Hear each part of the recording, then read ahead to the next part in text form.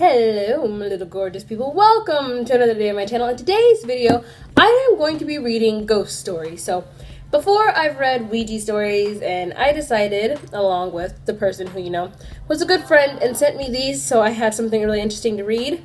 I would, try to read ghost stories, and maybe I could read other kind of cool, creative, weird stories, if that's what you guys want. I'm going to be reading, I think, maybe like 4 or 5 of these.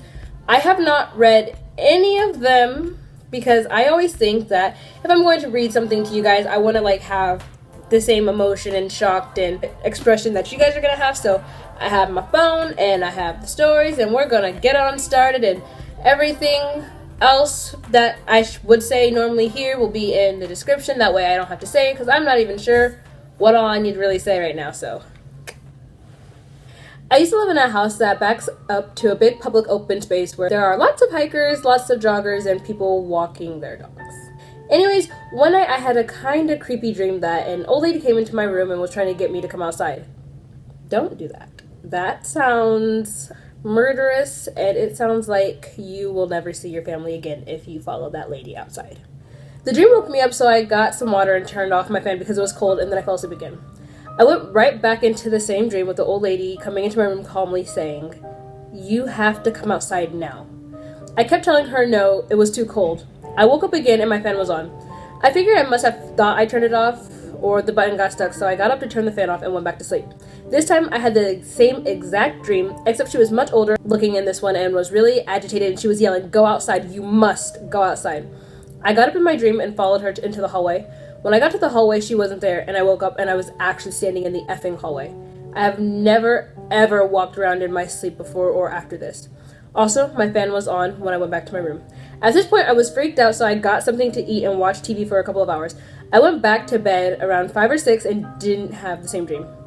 The effed up part is, a couple days later, I saw there were police cars in the open space. When I asked my mom what happened, she said they had found an older woman who was reported missing a few days ago. She must have had some heart attack. Oh my god, no.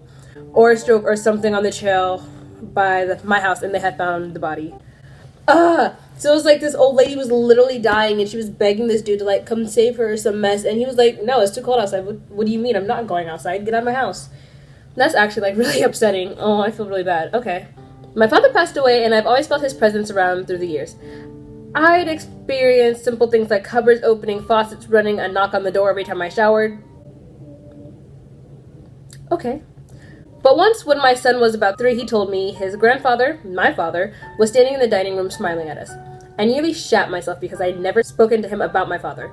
That night, I had a dream that my dad came into my room and said I was doing great, sat on a chair, and proceeded to float away on said chair. Ever since that night, I haven't felt him around me. Okay, so basically she says that her dad tells her that he's doing great, and then he floats away. But what if your child was that's grandpa, but in reality it was a demon or something who was "Oh yeah, I'm your grandfather, blah blah blah blah," and was trying to murder your child or murder you or something, and it just never got the chance. What if it wasn't actually this person's father? I'm not gonna be "Oh my god, it wasn't," but I'm just saying, what if, Before my girlfriend and I moved in together, my girlfriend lived alone in the house she owned. During the course of us dating and me spending the night, she finally explained some of the weird stuff going on in her home. Weird banging sounds happening at all hours, other weird sounds, seeing things from the corner of your eye. There were even a couple of times where she saw something walking around the house. She described it as being a robed figure, almost like the Grim Reaper.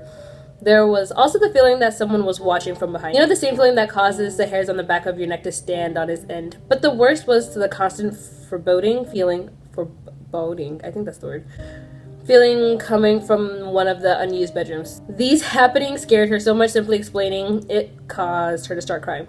Now, I'm a skeptic about these things. I'm the kind of guy that would watch all those paranormal shows and find logical reasons for things happening.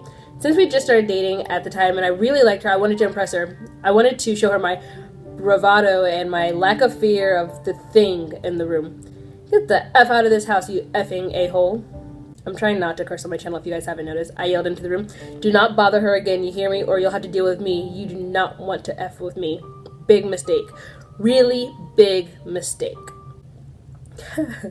I spent the night at my girlfriend's house. Sometime in the middle of the night, I suddenly woke up to a night terror. I didn't experience anything crazy, well, maybe once before this instance. But this instance felt intentional. It felt like I had poked a bear and it wanted to show me that it didn't want to be effed with. I woke up to being paralyzed, heart throbbing, being able to see and hear what was around you. I could feel my girlfriend lying down next to me and I could hear her breathing. This wasn't the scary part though. The scariest part was hearing. Yes, hearing something run out of the room and down the stairs and away from me towards the unused bedroom. I could hear it make its way through the house. It's a small house, but whatever. I desperately tried to get out of this night terror. I tried telling myself it was a dream. I tried praying. I desperately tried calling out to my girlfriend's name. I knew it was a night terror, but even still couldn't get out of it. Every time before I could get out of night terror by reminding myself what it was. She somehow heard my whispered calls and woke up to me. I did not go back to sleep that night. What I'm hearing is, just because you like a girl, don't pretend that you still can't die. Because people will try to kill you for any type of reason. And ghosts can't get hurt, so they will most definitely try to kill you when the time's right. So good luck, don't die, and yeah, that's about all I can really say. Years ago, I was sleeping with my fiance at his mother's house. I woke up in the middle of the night with the weirdest feeling that someone was watching me. I scanned the room and noticed someone standing at the foot of my bed on my fiance's side.